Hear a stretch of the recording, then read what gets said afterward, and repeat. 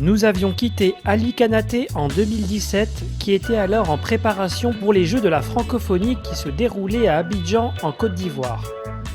Le résultat était plutôt satisfaisant avec un quart de finale atteint. Il échouait sur le vainqueur de la compétition, le Français Joe Siffried. Bonjour Ali. Bonjour Alexis, comment vas-tu? C'est à moi de te poser la question. Écoute, je vais très bien. Ça faisait depuis 2017 qu'on n'avait pas fait de vidéo, avant les Jeux de la francophonie. Tout à fait, la dernière vidéo date de 2017. Bon, et ces Jeux de la francophonie, justement? Ça s'est bien passé, je suis en tout cas fier de moi. Je suis arrivé en quart de finale, je perds contre le Français Joe Siffried, qui a un super niveau. Donc je pense que j'ai fait un très bon jeu de la francophonie. Depuis, Ali en profite pour multiplier les expériences. Des stages avec les espoirs français, jusqu'à des participations à des Open comme en Belgique ou encore au championnat d'Afrique à l'île Maurice.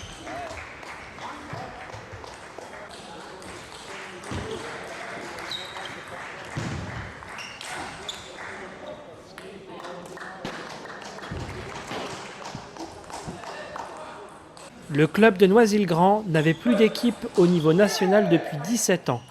Objectif atteint pour Ali et son équipe fin 2017 avec la montée en National 3.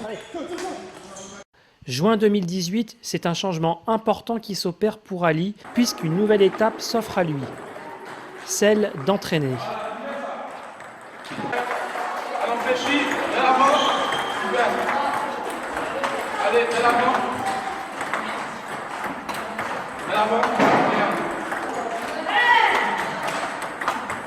Pourquoi avoir changé de club? Je pense qu'après avoir fait 3 ans au club de Noisy, j'avais besoin d'un changement. J'avais besoin de voir comment ça se passe ailleurs. Et c'est ce que j'ai fait. Ouais. Bon, plus de responsabilités peut-être? Ouais, tout à fait. Ouais. À Saint-Rémy, je suis en quelque sorte le directeur sportif du club. Donc je m'occupe du sportif, de l'entraînement et aussi de l'administratif. On entend beaucoup de commentaires sur les joueurs qui changent de club, alors que ce soit pour le boulot, pour jouer au ping. On parle souvent de mercenaires. Toi, qu'est-ce que tu penses de ce terme? Moi, je ne suis pas un mercenaire parce que quand je vais dans un club, je m'investis au maximum. C'est ce que j'ai fait, c'est ce que je fais à Saint-Rémy et c'est ce que j'ai fait à Noisy. Aujourd'hui, avec le club de Saint-Rémy, on a mis en place, en tout cas, j'ai mis en place avec les dirigeants du club un tournoi régional qui sera l'année prochaine un tournoi national. Et on a mis en place un partenariat entre le club de Saint-Rémy et un club allemand, Wackenheim. Et on a mis aussi un partenariat entre le club de Saint-Rémy et la Fédération des étapes. Nous sommes passés de 120 licenciés à plus de 150 licenciés. Donc on ne peut pas dire que je suis un mercenaire avec tous les résultats que ça donne.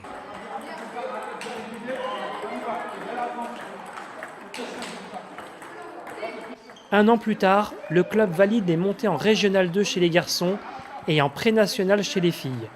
3 équipes seniors supplémentaires sont créées, 2 chez les garçons et 1 chez les filles, et s'ajoutent donc aux 6 équipes seniors déjà en place.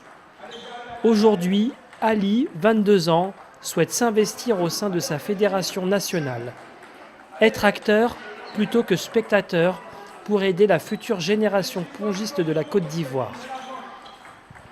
Alors, tu veux faire avancer le travail au sein de ta fédération, la Côte d'Ivoire. Exactement. Déjà, pour quelle raison? Puisque, comme tu le dis, tu es à 6000 km de là. Exactement. Donc, comme tu le sais, le tennis de table, c'est quelque chose qui m'a construit. Et je veux redonner au tennis de table ce qu'il m'a donné. Et quand je vois la manière dont les choses sont gérées en Côte d'Ivoire, je me dis qu'il y a quelque chose à faire. Donc voilà, je vais, en tout cas, mon souhait, c'est d'apporter ma pierre à l'édifice pour faire vraiment avancer les choses. Comment? Voilà, je pense qu'aujourd'hui, je soutiens un candidat qui a toutes les qualités qu'il faut, il a toutes les compétences qu'il faut, il a un carnet d'adresse et on a aussi un projet réfléchi qu'on a travaillé depuis maintenant 2-3 ans. Donc je pense qu'avec ces projets, on s'est créé aussi des opportunités, on a plus d'ouverture vers l'extérieur. Donc je pense qu'avec tous ces atouts-là, on pourra en tout cas faire quelque chose de bien. Comment rendre ce que le tennis de table t'a donné? Justement, c'est en m'investissant auprès de ma fédération, en accompagnant pardon, les jeunes pongistes de la Côte d'Ivoire. Par exemple, tu vois ce que je fais là en ce moment avec le club de Saint-Rémy en faisant un tournoi solidaire en faveur de la Côte d'Ivoire. Et ensuite, on invite des joueurs ivoiriens pour faire des stages en France. Le fait d'avoir de plusieurs salles, le fait d'être dans des conditions, s'ils ont un accompagnement de la fédération, je pense qu'ils pourront faire en tout cas mieux au plan non seulement africain, mais aussi au plan international. Est-ce que c'est possible de devenir un très bon joueur de tennis de table tout en restant en Afrique, en Côte d'Ivoire par exemple? Je vais vous dire, c'est compliqué parce que, comme vous le savez, en Côte d'Ivoire, on n'a pas suffisamment d'infrastructures.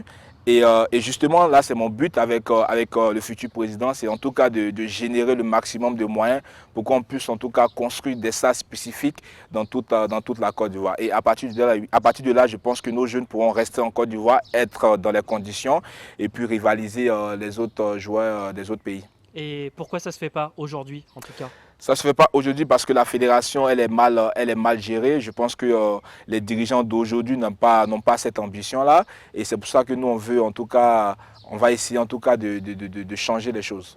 Parle-nous un peu de l'action de Pink Sans Frontières, Sarah Amfou, que tu connais bien. Quel a été l'impact de ces actions en Côte d'Ivoire? Je sais qu'elle est déjà venue à Abidjan. Tout à fait.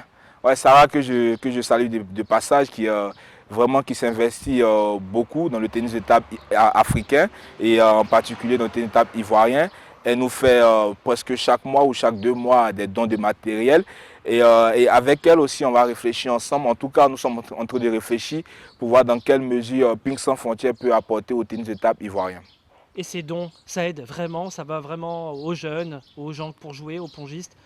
Est-ce que ça sert vraiment, même une plaque très usagée, est-ce qu'on s'en sert? Oui, bien sûr, que ça sert beaucoup aux jeunes et puis c'est très important pour nous d'avoir ce matériel, surtout pour le développement. Je pense que ça nous sert beaucoup.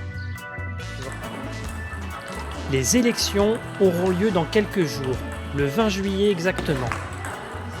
Ali souhaite de tout cœur la réussite de son équipe.